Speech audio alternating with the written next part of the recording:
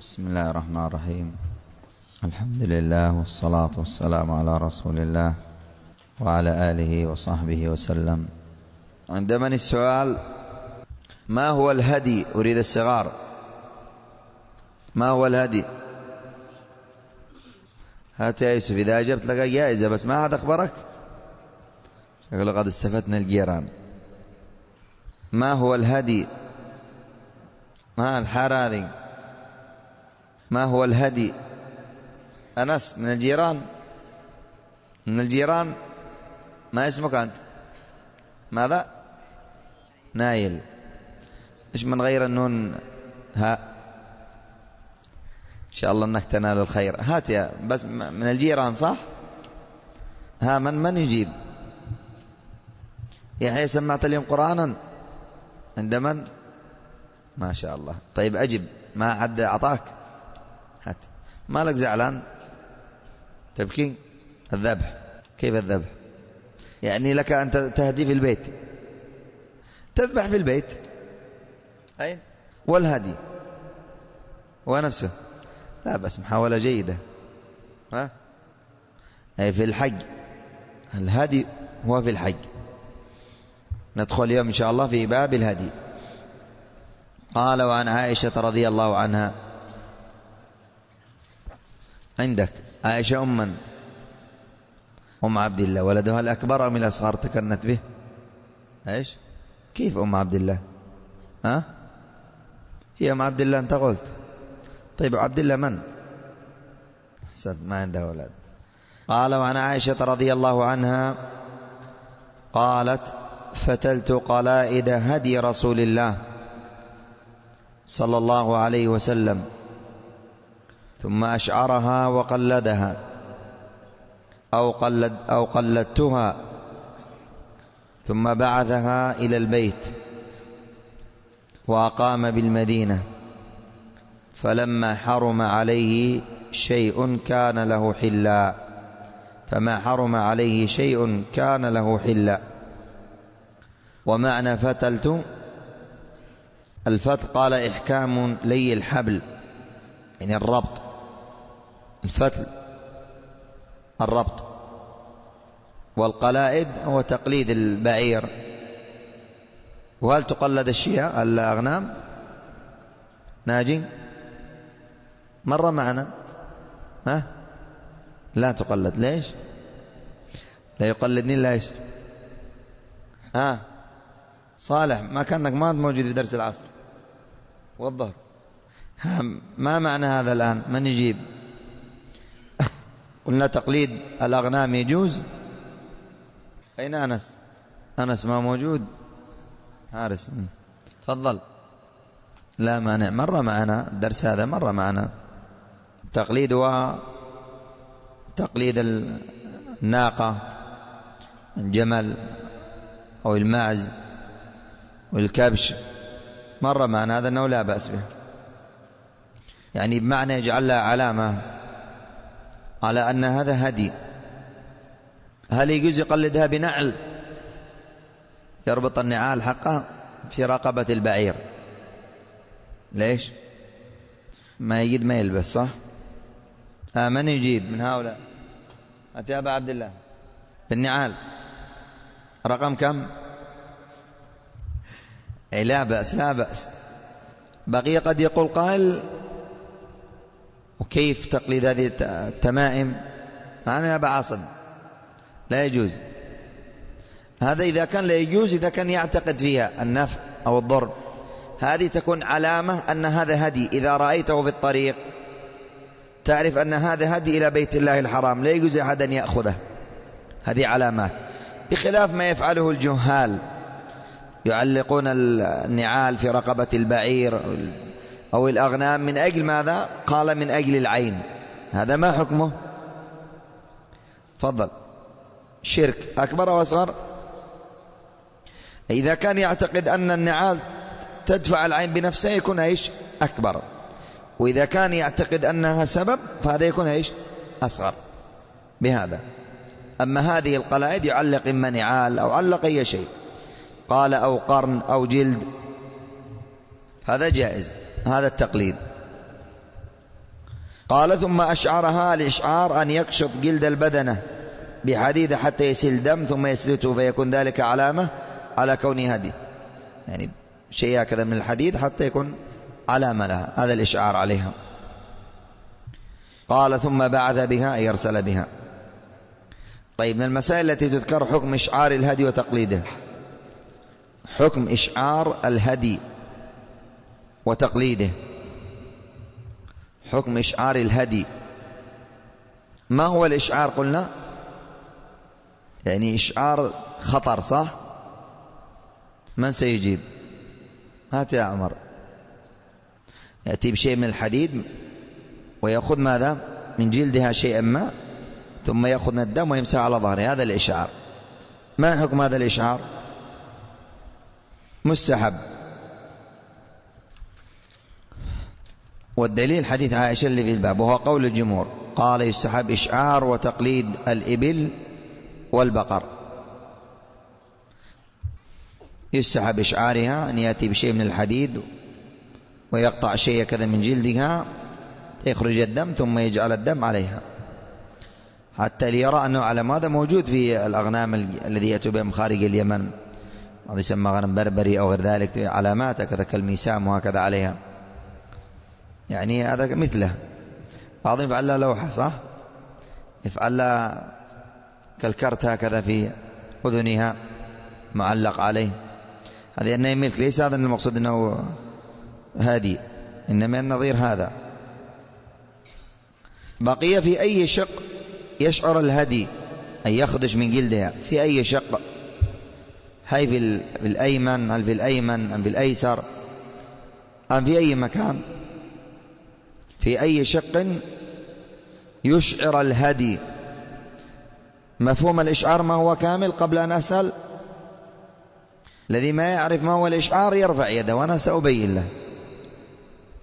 طيب كما مر معنا الآن قول ابن جماعة، الذي ما يعرف ما هو الإشعار يرفع يده وأنا أبين له. طيب قلنا الآن هذا جمل، طيب يا عبد الرحمن كيف هذا جمل؟ هذا حديد. طيب مثلا ثم تأتي بسكين معك وتخرج من جلدها حتى ماذا؟ تأخذ شيء من الجلد، سيخرج دم. بعد تأخذ الدم بالسكين على ظهرها سيصير علامة جرح هنا ولا ما يسمى الميسام، هذا نظيرة، يأخذ شيء من الجلد مع الشعر هكذا. هذا هو الإشعار. عرفتم مش مع الإشعار؟ هذه السكين فيفعل هكذا بالسكين شيء حتى يرى أنه علامة إشعار. لكن أين يكون هذا الإشعار الآن؟ هل في إليتها أم في بطنها أم في سنامها؟ يستحب أن يكون في صفحة السنام الأيمن. يستحب أن يكون في صفحة السنام الأيمن. ما هو السنام؟ ماذا تسمونه عندكم هنا؟ سنام. طيب نعم، سنام الآن ماذا تسمونه يا أبا عاصم؟ ايش؟ المكحفة. المكحفة حق الإنسان نحن نسميها هذه مكحفة صحيح، لكن الإنسان ما في معه سنام، صح؟ حتى حق البقر تسمونها سنام يعني مكحفة، ما في مانع، هذه لهجات. سنام. هذه السنام الآن هذا الجهة اليسرى وهذه الأيمن، فأنت تفعل من هذا الجانب شيئا يسيرا ثم تمسح عليه في صفحة السنام الأيمن، يعني في السنام بصفحته الأيمن. لحديث ابن عباس قال صلى رسول الله صلى الله عليه وسلم الظهر بذي الحليفة ثم دعا بناقته فأشعرها في صفحة سنامها الأيمن وسلت الدم وقلدها نعلين. أخرجه مسلم. إلا أنه الأولى مع أنه جائز لو وجد غير النعال أولى، حتى لا يكون العامة حتى وإن رأوا مثل هذه الأشياء ما يدري أن هذا إشعار أو أن هذا تقليد للسنام. يقول والله رأيت مطاوعة عندهم إبل كل بعير فيه نعلين، وإنه يرجع إلى قريته ما يعلم ما هذا، ما تعرف إلا قد فعل الأغنام، ربما يعلق في الأولاد، وهذه مصيبة. فالأولى إذا وجد غير ذلك، حتى مثل موجود الكروت هذه وتكبل السيك هكذا شيء يعلقه. طيب بقي هل الغنم تشعر؟ قالوا لا، لضعفها لا تتحمل كما تتحمل البقر والإبل، بل ينقل الحافظ الاتفاق على ذلك بخلاف التقليد. بخلاف التقليد. نعم. الشعر، شعر ايش؟ وكل شعرها كبير، لا ما تتحمل، ايش تغطيها. بقي هل تقلد الغنم؟ مر معنا لا بأس بتقليد الغنم، وذكر هنا أيضا وقول الشافعي وأحمد وأبي ثور وداود. ونحن كما أسلفنا قلنا فقط إنما نأخذ الراجح. وسيمر معنا الكتاب في درس تدريسنا لهذا الكتاب بأكمل هذا الباب أو كتاب الحج، إنما فقط الراجح حتى نمشي على هذا في هذا الموسم يعتبر. بقي من أين يشعر ويقلد الهدي؟ من أين يشعر أو يشعر ويقلد الهدي؟ إما خرج به أو أبعث به، يعني يجوز لك أن تبعث الآن بهدي من هنا إلى الحرم. بقي من أين؟ هل يكون من قريتك إذا بعثت به أو أخذته معك؟ أما الآن هناك يشترون هناك الهدي، فمن أين؟ قال النووي السحاب لمن لم يرد الذهاب إلى الحج أن يبعث هديا للحادث الصحيحة، ويستحب أن يقلده ويشعره من بلده. هذا إيش؟ من هو؟ لمن لم يذهب إلى الحج يستحب أن يقلد ويشعر هديه من أين؟ من بلده. أرسلت مع فلان ذاهب إلى الحج، فقلت هذه بدنة خذها هديا إلى بيت الله الحرام، تقلدها وتشعرها من بلدك لأنك بعثت بها.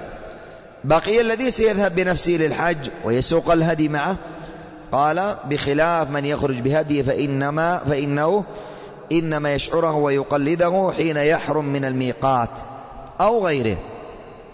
مفهوم الآن؟ إذا قلنا من أين يقلد ويشعر الهدي؟ من يجيب؟ إذن هناك من القوم من هو مسافر، هكذا يا خالد؟ من سيجيب؟ آدم لها إن شاء الله. تمام؟ طيب اختار يا آدم. تبي تختار من جهاد؟ جاد ليش؟ لبيب. من أين يقلد ويشعر الهدي؟ من أين؟ من بلد. لكن من هو هذا الذي سيبعث؟ صح، لكن من هو؟ أحسنت، الذي سيبعث بهديه يقلده من بلده، والذي سيذهب هو بنفسه نشيم من الميقات الذي يحرم منه. بقي من بعث بهدي، هل يصير محرما؟ من بعث بالهدي هل يصير محرما؟ أبو يعلى أرسل بجمل، كم؟ قال بطلين. طيب فهل يصير محرما؟ جواب لا يصير محرما، وقول الجمهور. عجب من يقول بالإحرام. بقي أيهما أفضل في الهدي؟ الإبل أم البقر أم الغنم؟ أيهما الأفضل في الهدي؟ الإبل أم البقر أم الغنم؟ أريد سمير، أنت يا سمير تختار الإبل. الإبل سعر غالي واللحم كثير ولذيذ. من يخالف سميرا؟ هات يا أبا عبد الله. نعم، ما لك يا أضاحي؟ نحن ايش؟ نحن في الأضاحي، في الأضاحي بالهدي. ما هو السؤال يا أبا عبد الله؟ في الهدي ما هو في الأضاحي، يعني قياس. طيب ما هو الأفضل في الهدي؟ ما لك صمت. هل الإبل أم البقر أم الغنم؟ ما هو؟ يعني تقصد نفس الأضاحي. طيب ما هو الأفضل في الأضاحي؟ ماذا؟ أنفسها عند أهلها. من يجيب؟ تفضل. نعم، السعر هذا في الأضاحي. هذا بالنسبة لي أيما أفضل، السمينة أم الثمينة؟ ما هو الأفضل في الأضاحي؟ مر معنا هات يا أبا عاصم. أنتم دوروا تأكلوا. أيما أفضل في الأضحية، الإبل أم البقر أم الغنم؟ هات يا قيس.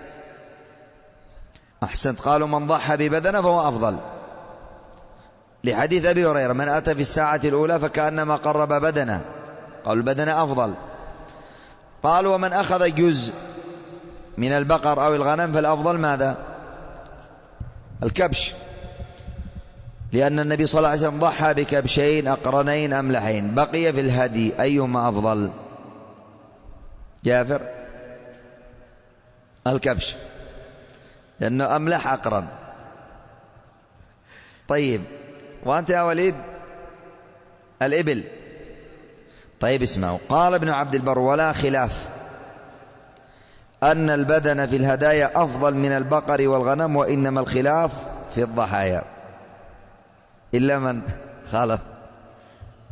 ما يا أبا عبد الله؟ قالوا لا خلاف. إيش قياس لا خلاف؟ طيب، إذا لا خلاف أن البدن أفضل في الهدي، إنما الخلاف في ماذا؟ في الضحايا الذي في الأضحية، أيما أفضل، البدن أم البقر أم الغنم؟ وما الخلاصة يا حلمي في الأضاحي؟ أيما أفضل؟ البدنة. تأكد، سأنظر. وأنت يا محمد أيهما أفضل؟ البقر والإبل. ما شاء الله. ليش ما تضيف الغنم وكملنا؟ عبد الغفور، أيهما أفضل في الأضاحي؟ الهدي. اركبوا باص واحد إن شاء الله. كونوا معي، أصلا مسألة بسطت مرارا، وهذا تكرارا لما مر معنا. هات ريان لها إن شاء الله. تبيت تخيب ظني فيك. البقر ذكر أم أنثى؟ ما هو بقر؟ أهم شيء بقر. قال أهم شيء بقر. هات يا صالح. الإبل. أنت معهم عندكم؟ أنت أيما أفضل في الأضحية؟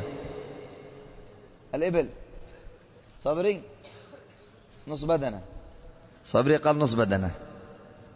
أين أبو عبد الله مرسل؟ أين هو؟ فضل أبو عبد الله. نعم، البدنة السمينة الثمينة. أحسن، فوق 100,000 حتى إن كانت بدنة. طيب ننظر. السفر. أتى يا عبد الحليم. نعم، ماذا قال؟ شياء يسمح. الإبل متى؟ الإبل إذا كانت كاملا. أحسنت، هذا هو الجواب. قلنا قالوا إذا ضحى بالبدن كامل فهو أفضل، وإذا أراد أن يأخذ من الجزء فما هو أفضل؟ كبش. إذن بقي أحد مسافر أو لا؟ بل بقي. نسأل، تريد نسأل في نفس السؤال. هات أيما أفضل في الهدي؟ إذا كان ماذا؟ إذا كان السيارة على الطريق تسافر معهم. الله المستعان.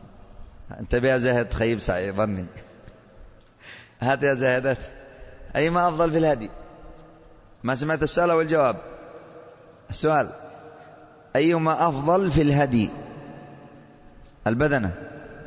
تأكد. هات يا وحيد. بدنة. تأكد. بل بلا خلاف. أحسنت زاهد، بلا خلاف أن الأفضل في الهدي ما هو؟ البدن. وإنما الخلاف في ماذا يا ريان؟ في الهدي. أين أبوك؟ أين هو؟ أبوك موجود؟ ذهب؟ الخلاف في ماذا؟ في الكبش. الله أستاذ. هات يا خالد. الخلاف في ماذا؟ كثرت الأسئلة واختبطت عليك لعلها. محمد، الخلاف في ماذا؟ في الأضاحي. نعم. خلاصة الأمر على أن الأفضل في الهدي ما هو؟ البدن بلا خلاف. إنما حصل الخلاف في ماذا قلنا؟ في الأضاحي. والأفضل في الأضاحي ماذا؟ قالوا إذا ضحى بدنه أفضل، وإذا أراد أن يأخذ إلا جزء